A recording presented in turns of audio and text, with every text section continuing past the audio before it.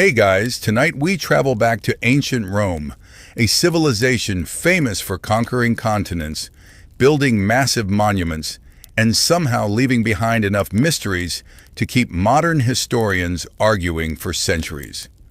When most people imagine Rome, they picture confident emperors, disciplined soldiers, grand temples, and citizens who always seemed to know exactly what they were doing. The archaeological evidence, however, tells a far more entertaining story. One of the biggest examples comes from Pompeii, the Roman city destroyed by the eruption of Mount Vesuvius in 79 AD. For generations, historians imagined the disaster as a sudden event, a single terrifying moment when life simply stopped. It sounded dramatic and looked impressive in textbooks, but excavations revealed something very different. The people of Pompeii were not instantly frozen in time. They experienced hours of uncertainty, confusion, and increasingly bad decisions. The eruption began with earthquakes, something local residents had experienced many times before. The shaking was alarming, but not enough to convince everyone to abandon their homes. After all, when something happens regularly, people become comfortable with it. At first, many citizens continued their normal routines. Archaeologists discovered unfinished meals, abandoned workshops, half-packed belongings, and valuables left behind. These clues reveal a city trapped between concern and disbelief. Some residents recognized the danger immediately and fled. Others waited, convinced the situation would improve.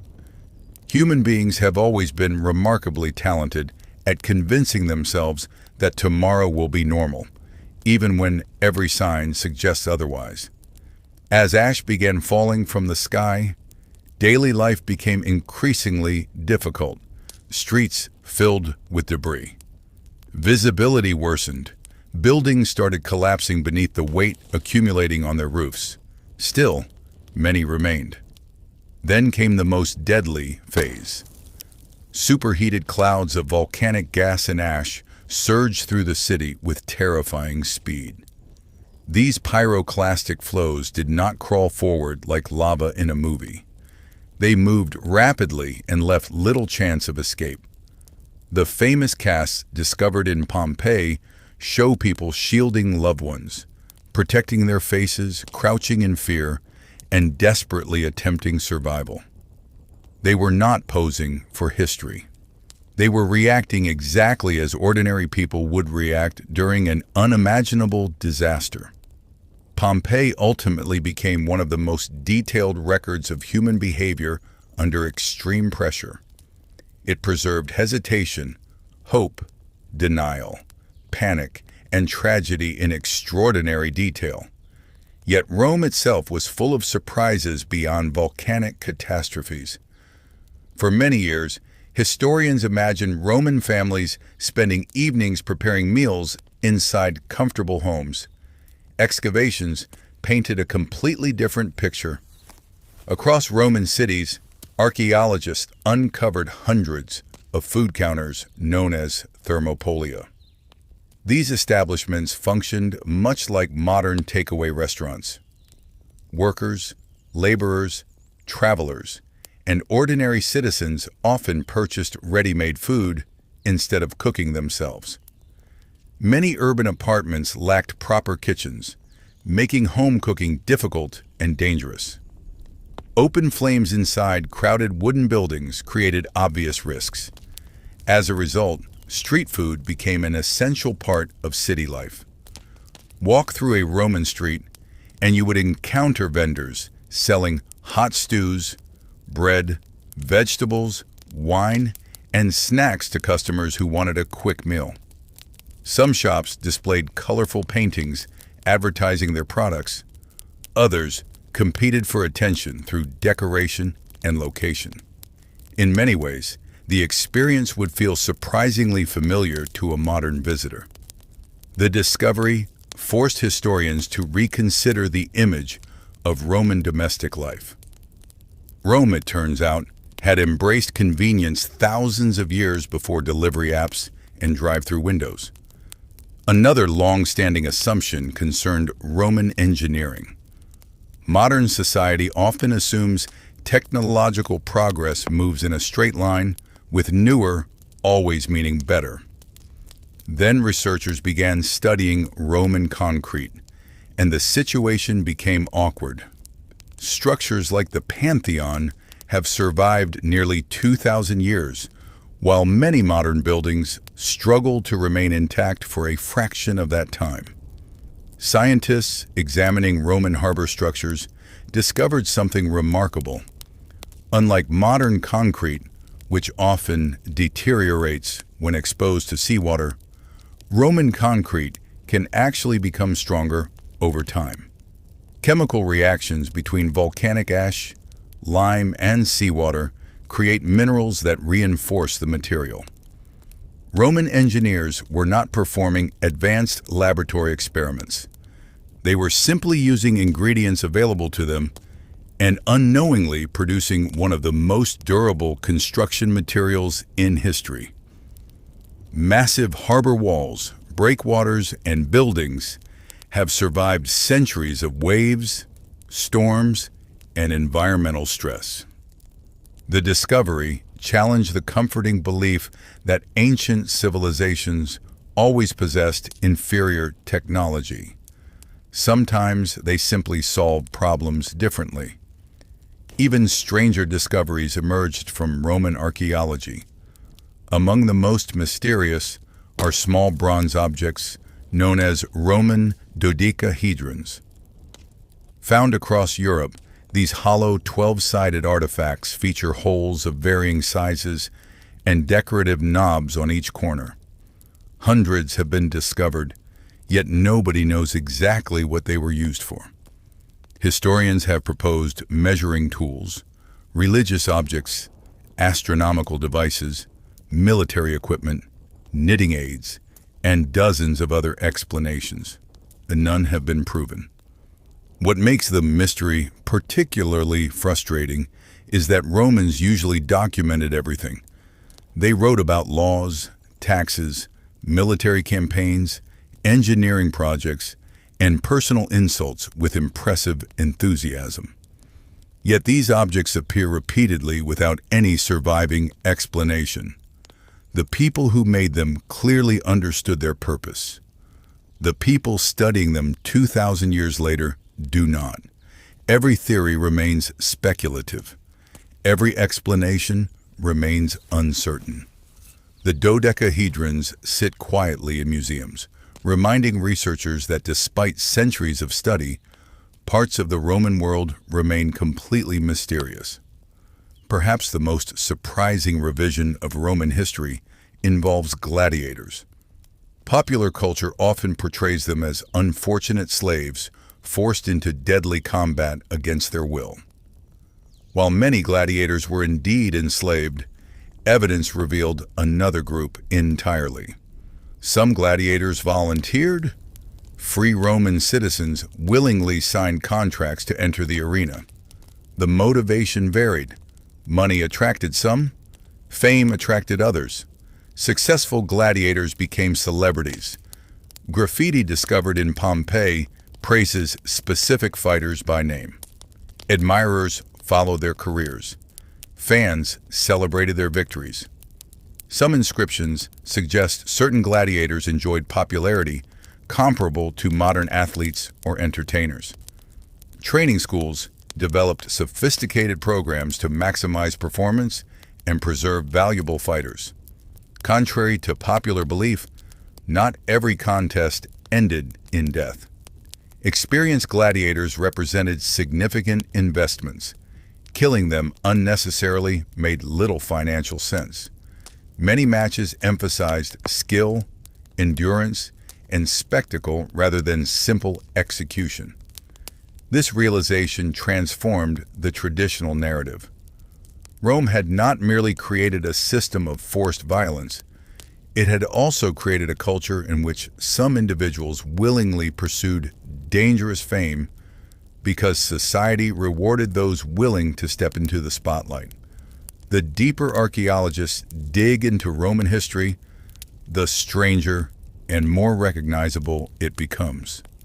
Beneath the marble statues and military victories lies a world filled with people who worried, hesitated, sought entertainment, chased success, made mistakes, and convinced themselves that everything would probably work out. In other words, a world that feels far less ancient than anyone expected. If there is one thing archaeology has repeatedly taught us about ancient Rome, it is that the farther historians dig, the less predictable the Romans become.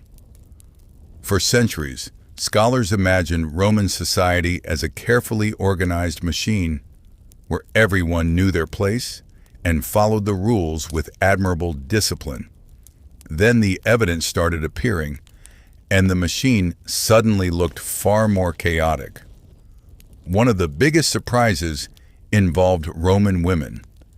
Traditional accounts often pushed them into the background, portraying them as passive figures whose lives revolved entirely around husbands, fathers, and households. The reality was considerably more complicated. Across the empire, inscriptions, legal documents, business records, and public monuments reveal women actively participating in economic and social life. Wealthy women managed estates, financed construction projects, sponsored public buildings, and influenced political networks behind the scenes. Some owned businesses. Others controlled significant fortunes. Widows frequently enjoyed financial independence that allowed them to make decisions without constant male supervision. Officially, Rome remained a male-dominated society, but everyday life often ignored the neat boundaries that legal theory attempted to create. The wife of Emperor Augustus, Livia, became one of the most influential individuals in the empire, despite never holding formal political office. Her advice shaped decisions, influenced succession, and affected the future of Roman leadership. Historians once dismissed such influence as exceptional, but the growing body of evidence suggests otherwise. Again and again, Roman women appear not as silent observers, but as active participants who understood exactly how power worked. They may not have always possessed official authority, but they frequently exercised influence in ways that mattered just as much. Another long-standing misunderstanding concerned the scale of Rome's connection to the wider world. Older generations of historians often described Rome as a giant Mediterranean power focused mainly on its own territories.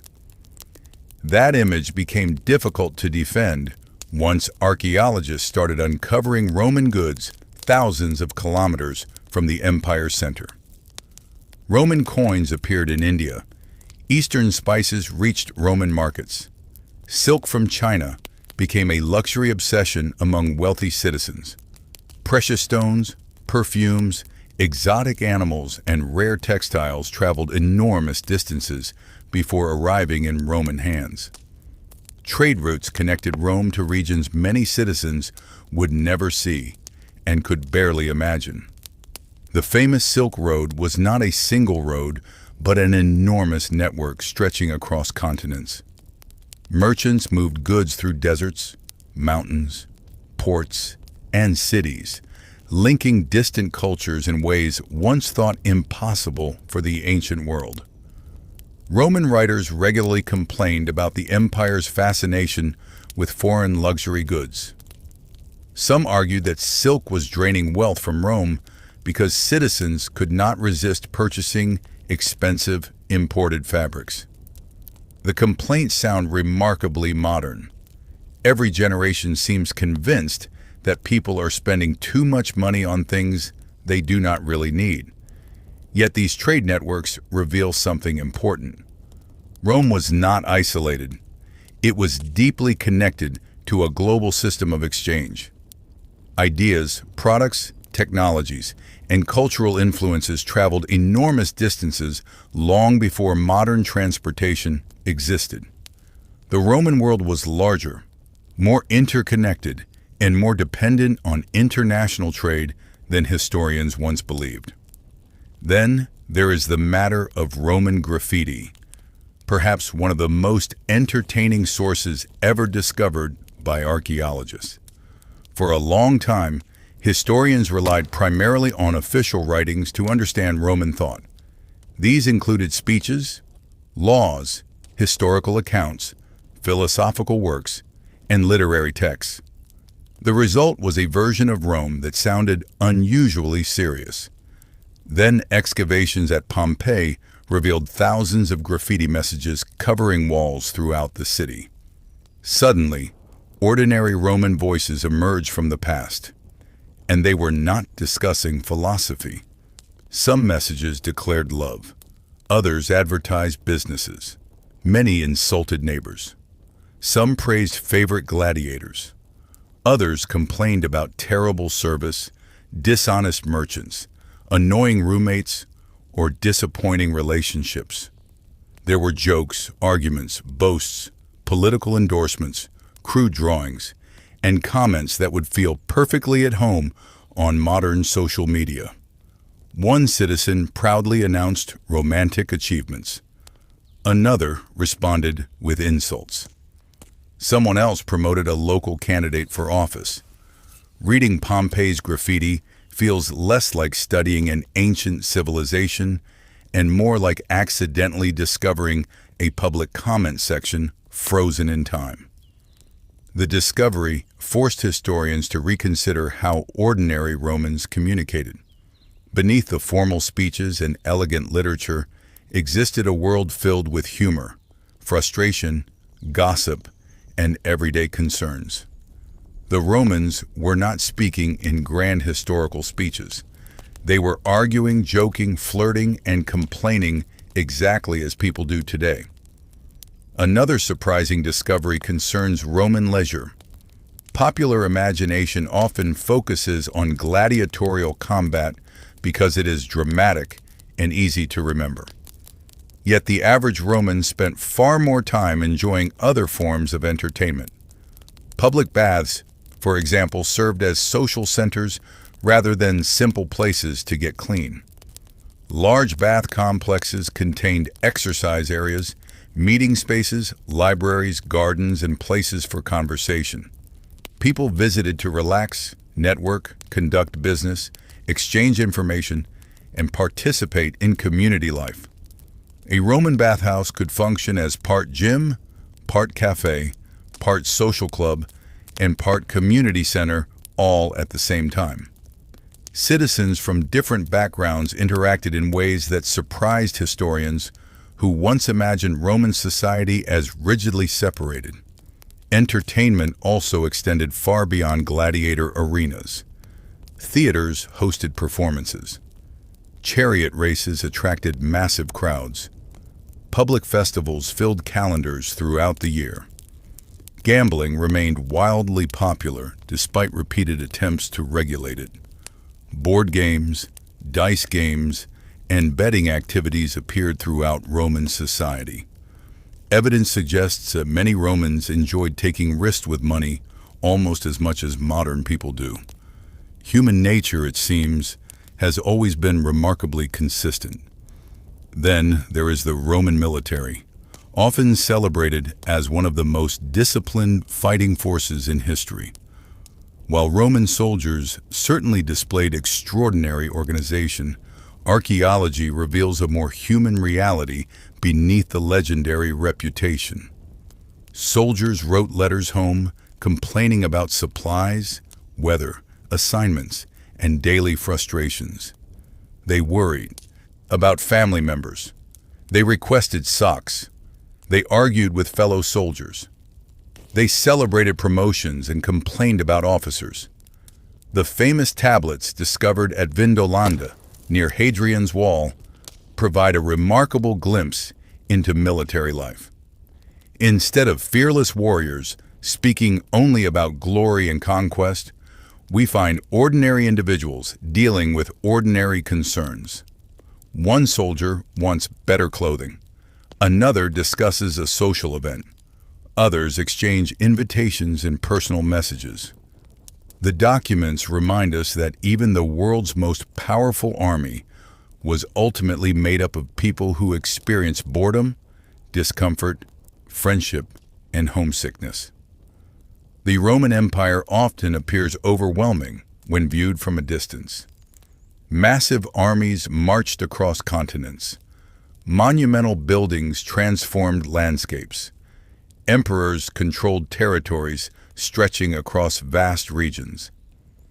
Yet archaeology consistently reveals something different when examined up close. Behind every grand achievement stood millions of individuals living ordinary lives. They worried about food prices. They searched for entertainment. They argued with neighbors. They chased opportunities. They made mistakes. They adapted to change, and sometimes they left behind evidence that completely overturned everything historians thought they knew. The deeper researchers investigate Rome, the more complicated the story becomes. Ancient Rome was not a perfectly organized empire filled with marble statues and flawless discipline. It was a living society full of contradictions, ambitions, frustrations, innovations, and surprises. Its people were not distant historical figures acting out scenes from a textbook. They were human beings navigating a complicated world, often with the same mixture of confidence, confusion, and optimism that defines humanity today. And perhaps that is the most unexpected discovery of all. The farther we travel into the Roman past, the more familiar it starts to feel. For centuries, historians believed they had a fairly complete picture of how Rome functioned. The empire was organized, disciplined, and guided by laws that seemed almost superhuman in their ability to manage millions of people across 3 continents. Roads connected distant provinces, armies maintained order, and emperors projected an image of absolute control. It was a story that sounded impressive and reassuring. The idea that Rome succeeded because it understood exactly what it was doing. Then archaeology began uncovering evidence that complicated everything. The more researchers dug beneath ancient cities, military forts, and forgotten settlements, the clearer it became that Rome often operated through improvisation rather than perfection. Many provincial governors ignored instructions from the capital when local circumstances demanded different solutions. Military commanders frequently made decisions without waiting for approval, because messages could take weeks or months to travel. Entire regions developed customs that technically contradicted Roman law, yet continued for generations, because enforcing every rule everywhere was practically impossible. In other words, Rome looked orderly from a distance, but up close it resembled a massive system held together by negotiation, compromise, and people making things up as they went along. This realization changed how historians viewed the empire. Instead of a perfectly managed machine, Rome began to resemble something much more human, a civilization constantly adapting to problems faster than it could solve them. And perhaps nowhere was this more visible than in the Roman army itself. Popular culture often portrays Roman soldiers as identical figures, marching in flawless formation, every movement synchronized, every command instantly obeyed. Reality was considerably messier. Soldiers came from different regions, spoke different languages, and often served alongside recruits whose backgrounds varied enormously. Some were citizens, others were auxiliaries from distant provinces who joined in exchange for pay, status, or the promise of citizenship. Military life was less about glorious battles and more about exhausting routines. Construction projects consumed enormous amounts of time. Forts needed maintenance. Roads required repairs. Defensive walls had to be built and rebuilt. A Roman soldier might spend far more time carrying stones than fighting enemies. Archaeological evidence from frontier camps reveals countless everyday objects, gaming pieces, writing tablets, broken tools, worn sandals, and personal letters that show soldiers worrying about food, money, family, and promotions. They sound remarkably modern, which is slightly unsettling when you realize some were written nearly 2,000 years ago. One surviving letter from a soldier requests warmer clothing because the weather was miserable. Another complains about supplies. Others discuss